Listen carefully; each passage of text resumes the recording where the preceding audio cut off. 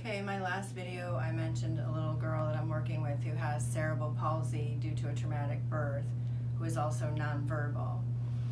And her parents sought out a session with me because the little girl has been vomiting on and off since July, and she's actually been hospitalized with no resolution, no information about why this is happening. So of course her parents are worried sick, and her mom has taken a lot of time off of work. So I decided that I would go to the home to do this session, and so her mom can be present as well. And I don't like to know a lot about a client before I do a session, so I said, to my people, spirit, like, how can I help this little girl? And that's it. And I actually honestly went into it thinking, well, gosh, if all that happens is I can communicate for this little girl, if I can speak for this little girl or her parents, that would be amazing enough, right? So I had no idea what was ahead. So I also knew that I really needed to get this little girl's permission, so that she would actually open up to me and allow it, because I can't do it unless I get permission. So I tuned in and I just began kind of trying to calm her, let her know what I was going to be doing and things like this, and that she could tell me whatever it was that she felt she needed to or wanted to. So I start tuning in, and I'm shown via spirit that everything seems fine in her stomach except for this momentary reaction that sort of looked a little bit like an allergic reaction, but it was like boom, came and gone, but it was enough to create vomiting, causing this vomiting. And then they moved on to her esophagus, and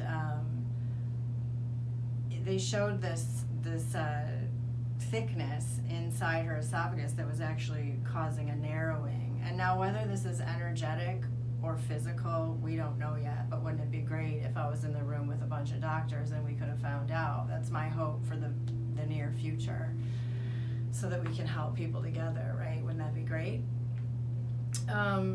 So it's like this in her esophagus, it's like sticky and dense and all this stuff, and it's actually creating a slight swelling. So then it's pushing down on her trachea as well, a little bit, not a lot, but a little bit.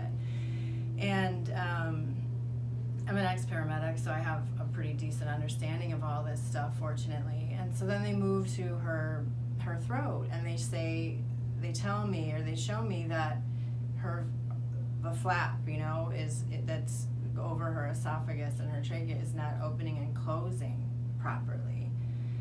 So this is all via spirit, and by now the little girl feels comfortable enough, and she shares with me this hesitation to even talk about what's going on for her because she feels like such a burden to her parents. And now her mom's sitting here listening to this, of course, in tears, right? Because of course she's not a burden, right? But this is how she's feeling. She can't move, she can't talk,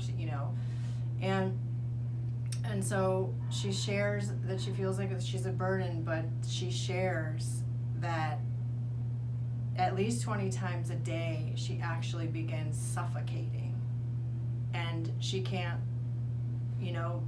get a good breath in or out, and that it's in private basically because she can't communicate what's happening. So she sits there in terror, experiencing suffocating.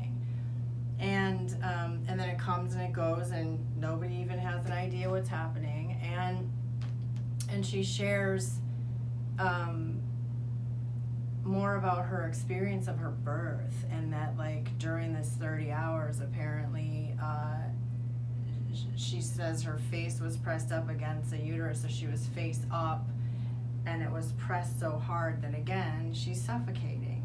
And then spirit stepped in again, and they pointed out that and they had me ask the mom, did she have like fecal matter in her lungs, like from the emergency of the whole thing, because when children are in duress, during the birth process, they actually will poop in the sac and, breathe it in, which can cause a lot of problems. So again, we don't know, is this energetic or physically, is there still some stuff in there? Who knows? But definitely they show me little blobs of density kind of scattered throughout her lungs. And then also her grandmother, who's on the other side, also then steps in, because Cameron was, she was sad and scared to be sharing all this stuff as well. But the big thing that she was most afraid to share was that she's ready to go. And if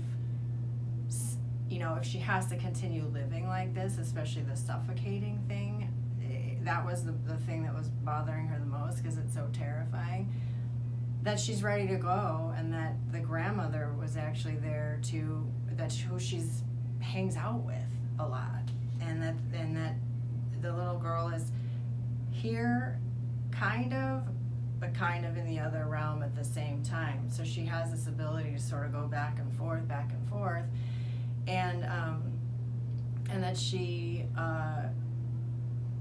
had a clear grasp for what it's like over there. And this was obviously really upsetting to her mom, and